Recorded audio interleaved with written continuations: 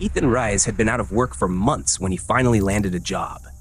The place wasn't an office or a factory he'd expected, but a looming black facility on the outskirts of Detroit. From the outside, it looked more like a prison than a warehouse. No logos, no windows, just chain-link fences crowned with barbed wire and a set of buzzing floodlights that cast long, trembling shadows. Still, rent was overdue, and Ethan didn't have a choice.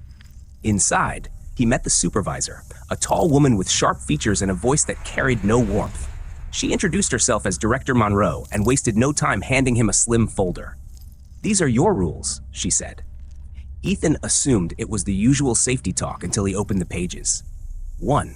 Never enter the basement, no matter who tells you to. 2.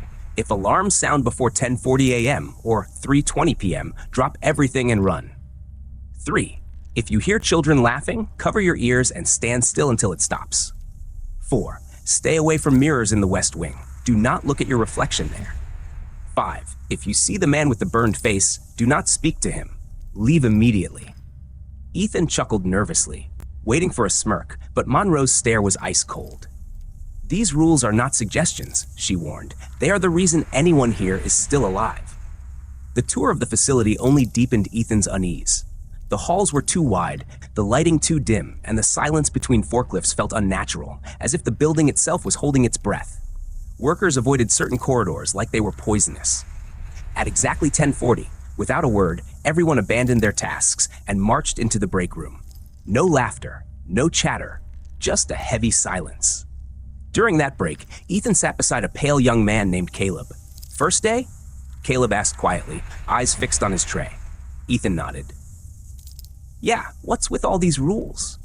Caleb froze, then leaned close enough for Ethan to smell the stale coffee on his breath. "Don't ask, don't joke, just follow them if you want to go home at night." The rest of the day blurred into a haze of lifting, scanning, and uneasy glances over his shoulder. But just before his shift ended, Ethan saw it. Down a far corridor of the West Wing stood a tall, blistered figure, its scorched skin glistening faintly under the lights. It didn't move. It only stared at the mirror beside it. Ethan blinked, and it was gone, but the rule echoed in his mind like a whisper. If you see the man with the burned face, leave immediately. Do not speak his name. Ethan went home that night with the image of the burned man still etched into his mind. He tried to convince himself it was exhaustion, maybe even a trick of the light, but the memory wouldn't fade. The way it stood there, motionless, watching the mirror as if waiting for something, made his skin crawl. The next morning, the facility felt heavier, as though the walls themselves were holding secrets. Ethan noticed more details now. Doors bolted shut without explanation, workers who refused to step beyond certain lines painted on the floor, and cameras that seemed to be pointed at empty corners instead of the main work areas. At lunch, he found Caleb again. The man looked worse, paler, with red veins spiderwebbing his eyes. Between bites of food, Caleb whispered, "Did you see him?" Ethan stiffened. "Who?" Caleb's lips trembled. "The burned man. He shows himself to newcomers first." He leaned closer, lowering his voice until it was almost a hiss. "If he looks at you through the mirror, you're marked." Before Ethan could press further, the break alarm ended. Caleb walked away quickly, shoulders hunched as though afraid to be overheard. Ethan was left sitting with his tray untouched, his stomach twisting. Later that afternoon, the facility lights flickered. Workers froze mid-step, eyes darting to the ceiling as if waiting for the worst. Ethan felt the air change, colder, heavier, and then, faintly, down the hallway, he heard it. Laughter. High-pitched, childlike, echoing through the concrete corridors where no children had ever set foot. Rule 3 thundered in his head. If you hear children laughing, cover your ears and remain still until it stops. Ethan's breath caught in his throat. He pressed his hands over his ears and stood frozen while the laughter rippled closer, bouncing off the walls, circling him like a predator. Seconds felt like hours before the sound faded into silence. The lights steadied, and everyone went back to work as if nothing had happened. But Ethan knew something had just tested him.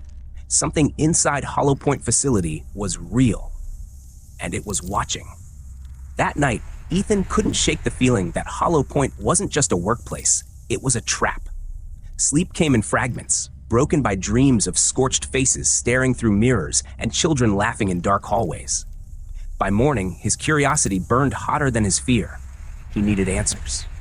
On his lunch break, Ethan slipped away to the security office. Most doors were locked, but one filing cabinet stood slightly ajar.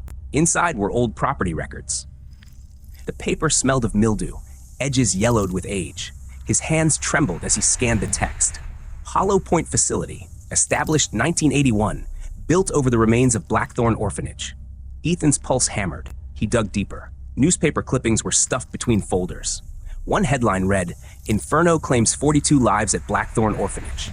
Another, "Unlicensed experiments alleged before fire." Reports spoke of secret programs, children subjected to hypnosis, sensory deprivation, even psychic trials funded by shadowy investors. Survivors claimed the children had begun to change, seeing things no one else could, hearing voices that weren't there. When the fire ripped through the West Wing, most of them never made it out. Ethan staggered back, the puzzle snapping into place. The rules weren't strange. They were warnings, carved from blood and fire. The laughter in the halls. The mirrors in the West Wing. The burned man. They weren't ghosts. They were remnants of the children and staff who had been twisted by experiments, their presence fused into the very bones of the building. That evening, Ethan tried to confront Caleb. "The orphanage," Ethan whispered. "I know what this place is built on." Caleb's eyes went wide, and he grabbed Ethan by the sleeve, his voice sharp with terror. "Don't ever say that name here. The walls listen. The more you dig, the more they notice you." His grip tightened. "If you want to live, follow the rules. Nothing else matters." But as Ethan walked back to his station, he caught sight of a mirror propped against the wall of the West Wing. For a moment, he saw himself reflected. Then the image twisted. Behind his own reflection stood the burned man closer than ever, staring directly at him. Ethan tried to convince himself the mirror was a trick, a warped reflection, anything but what he really saw. Yet when he turned away, his skin crawled as if unseen eyes still followed him. That night, he drove home gripping the wheel so tight his knuckles went white. Every shadow on the roadside felt stretched, human-shaped, waiting. The next morning, Hollow Point felt even darker. Workers moved faster, heads down, as if trying not to be noticed. Caleb avoided him completely, refusing eye contact. Ethan caught whispers among the crew. One name, spoken only once before voices dropped into silence: Mara. That afternoon, the lights dimmed again. This time, the alarms blared out of rhythm, echoing through the halls like a heartbeat. Rule 2 surged in Ethan's memory. If alarms sound before 10:40 or 3:20, run. Workers scattered instantly, boots slamming against concrete. Ethan followed, but as he neared the break room, he heard it, a faint voice calling his name. "Ethan!" He froze. The voice was female, soft, almost pleading. It came from the West Wing, just beyond the mirrors. His chest tightened. Nobody here knew him well enough to call his name like that. Rule 5 whispered in his head, "If you see the man with the burned face, leave immediately." But this wasn't the burned man. This was something else. Against every instinct, Ethan turned his head. Down the dim corridor, he saw her. A young girl, no older than 10, her hair singed, her eyes hollow. She raised one hand slowly, pointing to the mirror behind her. In its surface, Ethan didn't see the girl at all, only himself, standing closer and closer, as though his reflection were moving on its own. He stumbled back, heart hammering, and the alarms cut off. Workers emerged from hiding, moving as though nothing had happened. Ethan, pale and shaking, realized what Caleb had meant. The rules weren't just about survival. They were cages, keeping something locked inside. And now, whatever haunted the mirrors had noticed him. That night, Ethan couldn't silence the image of the girl pointing at the mirror. Every time he closed his eyes, he saw her hollow stare. By dawn, exhaustion had carved dark shadows under his eyes, but something else gnawed deeper: curiosity. Why him? Why was he the one being singled out? Back at Hollow Point, he searched for Caleb, desperate for answers. He found him shelving boxes, face drawn and tense. "I saw one of them," Ethan whispered. "A girl." She pointed to the mirror. Caleb's hands froze midair. His lips trembled. "Then they've chosen you." Ethan frowned. "Chosen me for what?" Caleb glanced around nervously before muttering, "To replace her." Before Ethan could press, a heavy voice cut in. Director Monroe. She loomed behind him, eyes like steel. "Reyes, with me." She led him down corridors he hadn't seen before, to a locked steel door at the far end of the facility. With a swipe of her keycard, the door groaned open, revealing a stairwell plunging into darkness. The basement, the very place Rule 1 forbade. The air grew colder with each step. At the bottom stretched a cavernous chamber lined with strange symbols scorched into the concrete. Mirrors leaned against the walls, each covered in chains. Ethan's skin prickled as faint whispers echoed between the glass. Monroe stopped at the center of the room, where a circle of burned tiles marked the floor. She turned to him, her expression unreadable. "You've seen them," she said. "That means you're capable of holding them back. This facility doesn't just store products, it contains what was left behind after Blackthorn burned. Every rule you've been given is part of that containment." Ethan's breath caught. "You're saying the rules aren't for us? They're for them?" Monroe's gaze hardened. "Exactly. But the rules weaken if no one enforces them. I can't hold this place together alone. Mom, I need someone else. Someone the shadows recognize. They've already reached for you. That girl in the mirror? She was only the beginning." The whispers from the chained mirrors grew louder, almost urgent, as if the entities were aware of him now, pressing against their fragile boundaries. Ethan stepped back, his pulse racing, realizing the truth. He wasn't just an employee. He was being prepared, shaped, pushed toward something far worse. Ethan's stomach turned as Monroe's words sank in. A keeper. That's what she wanted him to be, someone bound to the facility, chained to its rules like a prison warden guarding monsters. He shook his head. "I didn't sign up for this. I just needed a job." Monroe's voice was calm, but her eyes burned. "Do you think any of us signed up? Blackthorn burned, but what lived through the fire couldn't leave. The first director tried to abandon this place. Do you know what happened? Half the night shift vanished in one evening. Their bodies were never found, only scorch marks by the mirrors." She stepped closer, lowering her voice. "You saw the girl. That means they see you. If you walk away now, they'll follow." Ethan's chest tightened.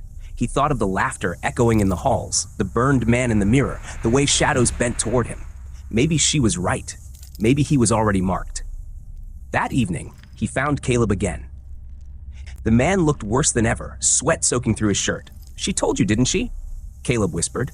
"About becoming a keeper." Ethan nodded reluctantly. Caleb's eyes flicked side to side, then locked onto him. "Listen to me. The keeper doesn't live long. The rules drain you, piece by piece, until you're nothing but another shadow in the mirrors. That's how Monroe got the job. The last one before her, he didn't retire. He joined them." The room seemed to grow colder at those words. Ethan swallowed hard. Then why stay? Caleb's face twisted into something between a smile and a grimace. Because if there's no keeper, the rules collapse. And when the rules collapse, the outside world isn't safe. That night, Ethan dreamed of the mirrors again, but this time his reflection didn't match him. It was taller, its skin blistered, its mouth stretched into a grin that wasn't his own. When he woke, drenched in sweat, he understood. The facility wasn't just testing him. It was reshaping him. Ethan barely slept after that nightmare. The image of his twisted reflection haunted him, a silent promise of what he might become. When he arrived at Hollow Point the next day, Monroe was waiting near the entrance as if she already knew. Her expression was tight, her voice low. "It's time." She led him past the familiar corridors, deeper than before, to a section of the basement sealed by heavy iron doors. 2 guards unlocked them with keys that looked older than the building itself. Inside was a vast chamber ringed with chains bolted into the walls, each one connected to mirrors covered in tarps. The air was icy, filled with whispers that seemed to crawl directly into Ethan's skull. In the center lay a ritual circle carved into the concrete, blackened as though burned by fire long ago. Candles flickered at precise points along the edges, their flames bending away as if resisting something unseen. Monroe gestured for Ethan to step inside. "This facility doesn't survive on concrete and steel," she said. "The rules are not just written warnings, they're bindings, agreements struck in blood and fear. But bindings need guardians. A keeper. I can't hold it forever. The strain grows worse every year, and now the entities have recognized you." Ethan shook his head, panic rising. "No, I won't let this place consume me like it consumed the others." Monroe's eyes softened for the first time. "You think I don't wish for freedom? I was chosen 15 years ago. The moment I step away, the containment fractures. The burned man you saw, the children you heard laughing, they'll walk beyond these walls, and then they'll spread. As if to punctuate her words, one of the tarps trembled violently. A deep, hollow laugh echoed through the chamber, followed by the sound of fingernails raking glass. Ethan's blood ran cold. Monroe held out a leather-bound book, its cover scarred, its pages stained. Place your hands here. Accept the connection. If you refuse, the rules will unravel on their own, and you've already seen what hunts for you in the mirrors. This is the only way to survive. The circle's shadows stretched, reaching for Ethan's feet. He stood trembling, caught between two nightmares, surrendering his life to Hollow Point or letting the horrors inside break loose on the world outside. Ethan stood at the edge of the circle, every instinct screaming to run, yet every shadow in the chamber leaning closer, as if daring him to try. The whispers thickened, overlapping voices, some like children, others guttural and inhuman, chanting his name in a rhythm that made his skin crawl. Monroe held the book steady, her face pale with strain. "Choose now," she urged. "If you step away, they'll tear this place apart. You'll die before you reach the exit, and then they'll spread beyond these walls." Ethan's breath came in ragged gasps. He imagined the burned man walking through the streets of Detroit, children's laughter echoing down suburban blocks, mirrors across the city becoming gateways. The thought chilled him more than the basement air. But the other possibility, being chained to this facility, a prisoner for life, felt no better. The shadows pressed closer, stretching like black hands across the concrete. One mirror tarp snapped free, and for a split second, Ethan saw his reflection staring back at him. But it wasn't him. Its skin was blistered, its eyes hollow, its mouth curled in a grin that whispered of surrender. His knees buckled. "I can't," he muttered. "You must," Monroe snapped, her own voice cracking as if the burden was crushing her. 15 years I've carried them, Ethan. 15 years of watching, holding, binding. My strength is gone. If you don't take this, tonight, they'll consume us all. The candles around the circle flared violently, shadows writhing against the walls like chained beasts straining to break free. Ethan stepped forward, trembling, until his boots touched the blackened floor of the circle. The whispers fell silent all at once, an awful hush that made his ears ring. Monroe's hands shook as she pushed the book toward him. "Put your palms on it. Accept it. Bind them to you." Ethan hesitated, heart hammering, sweat dripping from his brow. In that stillness, he realized the cruel truth. He wasn't deciding between life and death. He was deciding between his own freedom and the world's survival. With a broken whisper, he asked, "And when it's my turn to pass this burden, what happens to me?" Monroe's gaze wavered. "You already know." The shadows surged, waiting for his choice. Ethan's hands hovered above the cracked leather cover, trembling as if the book itself radiated heat. The silence in the chamber was crushing. Even the whispers had stilled, as though the entities were holding their breath, waiting for him to bind himself. Monroe's voice cut through the stillness, low and urgent. "Once you touch it, there's no turning back. They'll know you, they'll anchor to you, and you'll anchor to them." Ethan's chest heaved. For one final second, he thought of running, sprinting up the stairs, tearing through the facility gates, and never looking back. But deep down, he knew the truth. He would never escape. The burned man had already found him. The laughing children had already called his name. The rules weren't keeping them out, they were keeping him in. With a shuddering breath, Ethan pressed his palms to the book. The reaction was instant. The circle flared with blinding light, searing symbols into the floor. Shadows shot upward like black fire, coiling around his arms, his chest, his throat. Ethan gasped, his eyes rolling back as 1,000 voices screamed inside his skull, each fighting to be heard. He saw flashes, children screaming as fire consumed the orphanage, mirrors cracking as pale hands clawed from within, a burned man staring straight into his soul. Monroe's voice rose over the chaos, chanting in a language Ethan didn't understand. His body convulsed as if torn apart, then knit back together, bound by something older than the building itself. The shadows tightened, then sank into his skin, leaving dark veins glowing faintly beneath the surface. When the light finally dimmed, Ethan collapsed to his knees, gasping. The whispers were gone, but not gone. They were inside him now, echoing in the back of his mind like a constant storm. He looked up to see Monroe, sweat dripping down her temples, her face drawn with relief. "It's done," she rasped. Her shoulders sagged as if a great weight had been lifted. "They are yours now. The facility obeys you. The rules answer to you." Ethan staggered to his feet, but when he caught his reflection in a shard of broken glass on the floor, his stomach lurched. His eyes weren't his own anymore. They glowed faintly, like embers smoldering in the dark. "You're the keeper," Monroe whispered. And in her voice, Ethan heard both victory and pity. That night, the facility was different. Ethan felt it the moment the workers left and the steel doors locked behind them.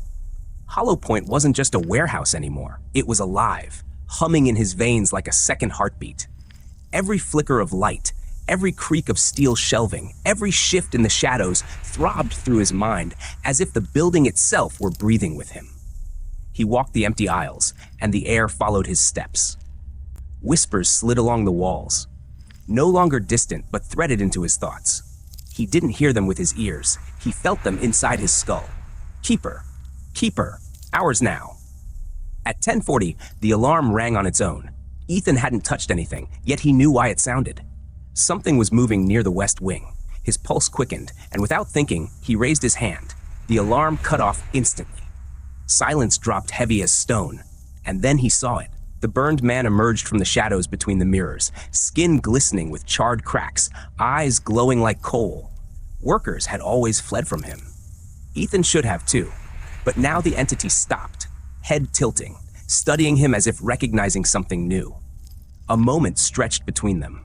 The mirrors around the corridor rattled violently, as though dozens of hands clawed against the glass. Ethan lifted his palm again. The rattling ceased. The burned man lowered his head, then stepped backward into the mirror, vanishing without a trace. The silence that followed was worse than the sound. Breath-shaking, Ethan realized what Monroe had meant. He didn't just enforce the rules, he was the rules now. Every law that bound the horrors here flowed through him. And with that power came the weight of their hunger, gnawing at the edges of his mind, whispering to break free. When Ethan caught his reflection in a darkened window, his stomach lurched. Behind his own face, faint and flickering, stood the burned man, watching, smiling, patient. That was the first night Ethan Rise understood. Being keeper wasn't protection. It was a slow possession. By the end of his first week as keeper, Ethan could no longer tell where the facility ended and he began. The rules pulsed inside him, automatic as breath. At 10:40 and 3:20, alarms screamed through his skull before they echoed through the loudspeakers. When shadows stirred in forbidden aisles, his blood turned cold seconds before the lights flickered. He wasn't just following the rules, he was enforcing them, whether he wanted to or not. But the longer he carried the burden, the more it devoured him. At night, when the workers were gone, he patrolled the aisles alone. Sometimes he heard his own voice calling from the darkness, whispering things he hadn't said. Other times, mirrors caught his reflection moving a split second too late, grinning when he wasn't. One night, Ethan walked past the west wing and froze. A girl stood there, the same one he'd seen before, with burned hair and hollow eyes. Only this time, she wasn't pointing at a mirror. She was pointing at him. "You're becoming one of us," she whispered, though her lips never moved. The words bloomed inside his head like fire. He staggered back, clutching his temples. Later, Ethan confronted Monroe. She looked thinner, weaker, her face etched with years of strain. "Tell me the truth," he demanded. "What happens when the keeper can't hold it anymore?" Her silence was answer enough. Finally, she said, "The rules consume you. You stop being human, and then you join them." Ethan's veins throbbed with a dull glow beneath his skin, like embers buried under flesh. He wanted to scream, to tear the power out of his body, but part of him didn't want to. Part of him felt the pull of the mirrors, the warmth of the whispers. Each day, the line between himself and the horrors blurred a little more. The next evening, when he caught his reflection again, it didn't just grin, it spoke. His own mouth, in the glass, formed the words he dreaded most. "You're not the keeper, you're the prisoner." Ethan's body ached as though something inside him was tearing loose. Each night patrolling Hollow Point blurred into a nightmare he couldn't wake from. The workers still came and went, obeying rules they didn't understand, but Ethan felt the truth gnawing at him. He wasn't protecting them anymore. He was becoming the very thing they feared. The whispers had grown louder, sharper. They no longer begged or threatened. They bargained. Let go, they hissed from the mirrors. We can give you rest. We can give you power.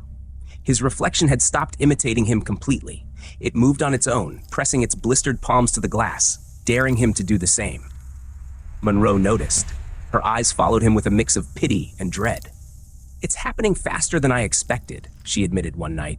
They've chosen you too strongly. I held them for years before the change began. But you. She stopped herself, as though the rest was too cruel to say. Ethan's hands shook. Then tell me how to end it. There has to be a way. Monroe's expression hardened. There is only one way. Collapse the bindings. Break the rules. Release them all. But if you do, Hollow Point won't hold. They'll spill into the world, and no one can stop them. Ethan's breath caught. The choice hollowed him out. Either fight until he lost his humanity and became a prisoner within the mirrors, or break the rules and let the horrors roam free. Both paths ended in destruction, one personal, one global. That night, he stood in the West Wing, staring at a mirror uncovered by accident. His reflection stared back, charred and grinning, eyes glowing like coals. For the first time, it spoke without his lips moving. You don't have to choose. You're already ours. Ethan's knees buckled. The alarms blared through his skull, but he didn't move. Workers shouted in the distance, scrambling to safety, yet Ethan remained frozen before the mirror. Shadows gathered around him, coiling at his feet like smoke. And for the first time, Ethan wondered if Monroe had lied. Maybe there wasn't a keeper at all. Maybe every person who took the role was only ever a candle in the dark, destined to burn out until the shadows claimed them completely. The alarms shrieked across Hollow Point, but Ethan no longer flinched. The shadows that once recoiled from him now pressed close, curling up his legs like loyal hounds waiting for command. His reflection in the mirror grinned wider, burned lips peeling back to reveal teeth like broken glass. Behind him, Monroe's voice echoed through the chamber. Ethan, don't give in. If you surrender now, it's over. For all of us. Her footsteps pounded closer. But Ethan could hear the weakness in them. She was fading, drained from years of carrying the rules. Soon, whether he chose or not, the burden would be his alone. The girl appeared again at the edge of his vision. Charred hair, hollow eyes, pointing not at the mirror this time, but directly at his chest. Keeper, her voice hissed inside his mind, or prisoner. Decide. Ethan's body trembled. His veins glowed like molten iron under his skin. Every part of him screamed to end it, to tear the bindings apart and free himself from this living nightmare. He pictured the mirrors shattering, shadows flooding the city, the laughter of unseen children spilling into homes across Detroit. The world would drown in what he'd unleashed. But the other path was worse in its own way. To stay, to enforce the rules until his humanity crumbled, until his face in the mirror was no longer his own. A jailer locked forever with his prisoners, waiting for the day he became one of them. Monroe stumbled into view, clutching her side, her voice breaking. Ethan, please, if you won't do it for us, do it for the people out there. Hold them back, just long enough. He looked into the mirror. His reflection leaned forward, blistered fingers pressing against the glass. Join us, it whispered. It's easier. Ethan's hands shook violently as he raised them. For a heartbeat, the entire facility seemed to hold its breath. Then, he pressed his palms to the leather-bound book lying on the altar once more. The circle roared to life, swallowing his scream as shadows surged into him, searing his veins with fire and ice. His reflection in the mirror warped, twisted, then bowed its head in obedience. When the light died, Ethan collapsed, barely conscious. The whispers had quieted, the shadows were contained. Hollow Point still stood. But as Monroe knelt beside him, tears glinting in her tired eyes, Ethan understood the truth. He had saved the world, for now, yet the cost was already consuming him. His eyes glowed faintly in the dark, and somewhere deep inside the burned man smiled. Ethan Rice was no longer just the keeper. He was the next prisoner waiting to happen. Lúc mở, Hollow Point còn đứng, nhưng Ethan đã đánh mất một phần linh hồn mình. Một ngày nào đó, khi sức lực cạn kiệt, bóng tối sẽ lại đòi hỏi một keeper mới.